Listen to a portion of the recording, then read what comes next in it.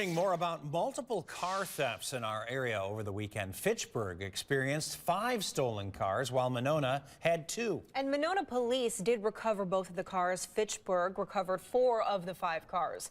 NBC 15's Cameron Kelly spoke with these police departments about the trend of stolen cars. Cameron, they say this is still an issue throughout Dane County. Maria, John, Fitchburg police tell me the cars they recovered all had broken windows, and they were found in the same neighborhood they were taken from.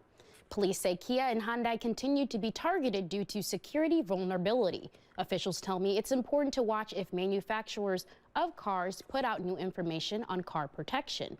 Fitchburg Lieutenant Edward Hartwick says cars of other makes are taken if they are seen as easy targets.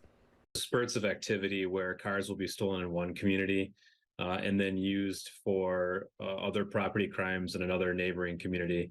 And I think that's the one thing that folks may tend to forget about when a car is stolen. It then allows those individuals to commit crimes rather quickly in other parts of the area.